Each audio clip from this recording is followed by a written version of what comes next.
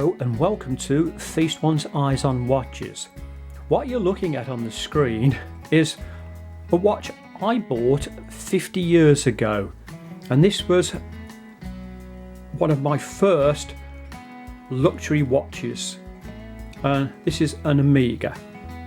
Now this, although it's 50 years old, it still works perfectly, and that is a sign that the watch is such good quality.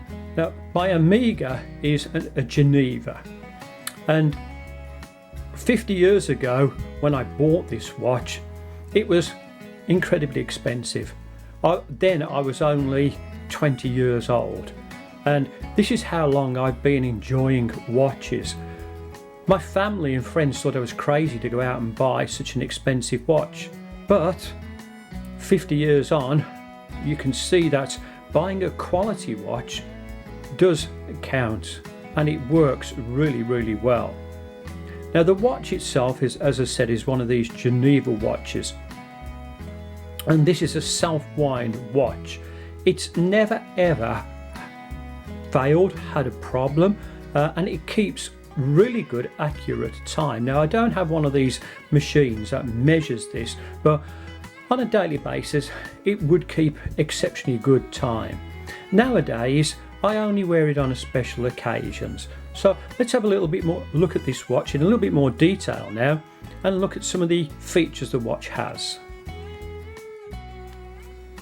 This is some of the literature that I had when I purchased the watch, and you can see just on the top up from there is the movement number, stainless steel bracelet. The reference number here is actually the model number, my name, and the place that I actually bought this from, and even the date. So it was on the 14th of the 9th 1970, and I believe at that point of time our Prime Minister would have been Ted Heath. One of the documents that I have with the watch is an all-risk insurance and free repair service, and this would go for 1 year, and you can see it's been given in my name and that it comes from Perry Greaves. Well, interestingly, that year expired some time ago, and 50 years on the watch is still running really good. So this again is a testament to the quality of Omega. Now my trip down memory lane also reminded me that I used to have a few other nice watches, but unfortunately my home was burgled, and a few of my other nice watches and some of my wife's jewellery was taken. The reason the Omega survived this is that it was on my wrist, and I was working away at the time, so that was probably a little bit of luck on my behalf.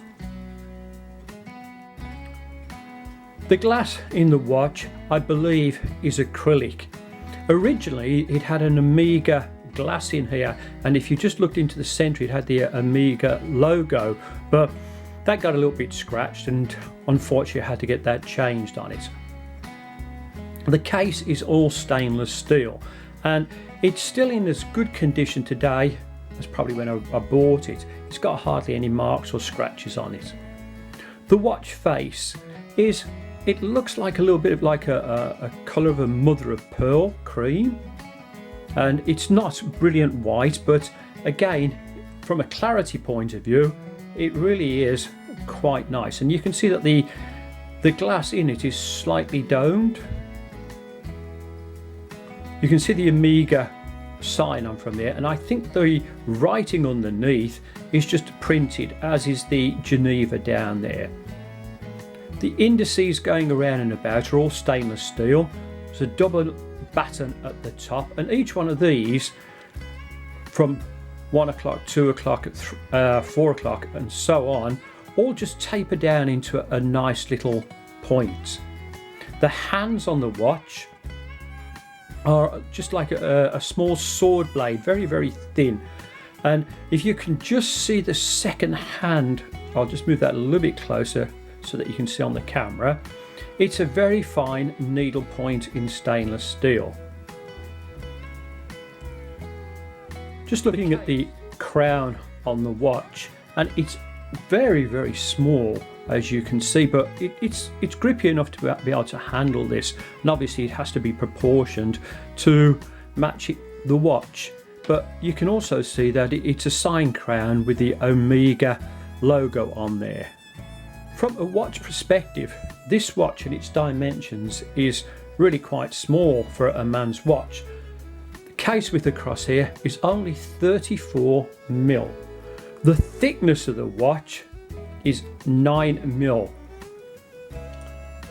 The bracelet just in between the lugs up here is 18mm, and it has no taper. I'll talk about the bracelet in a few moments. When you look at these dimensions, they really are quite small but elegant. To adjust the hands on the watch, you pull the crown out to its first click, and then it will adjust these quite easily. And even after 50 years, there's still a little bit of tightness in this. It doesn't feel loose or sloppy or anything. As you can see, that this watch has a date complication with it, and the date window is a framed window, and it's stainless steel just around the outside. To adjust the date on this, you have to pull this out all the way and then push it back in and keep pulling it out and in to adjust the date. And you can just see the date just dropping over as I do this.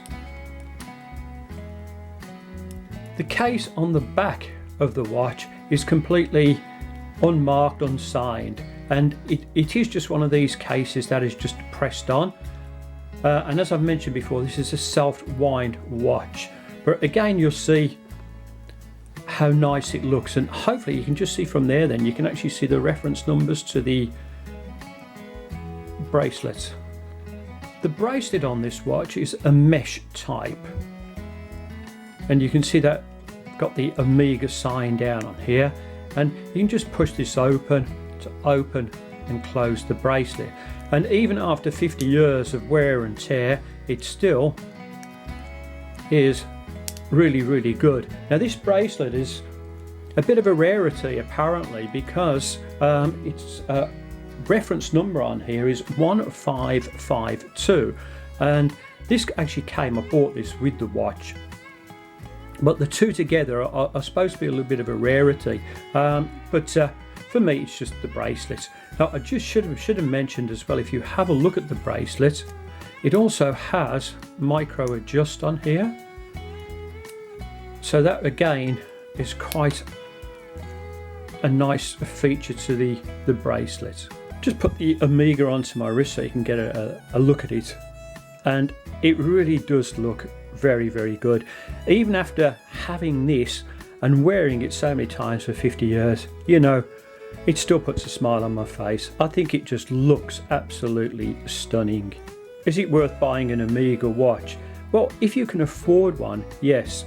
To conclude my trip down memory lane with my Omega watch, I realised that the Omega watch is now a vintage watch.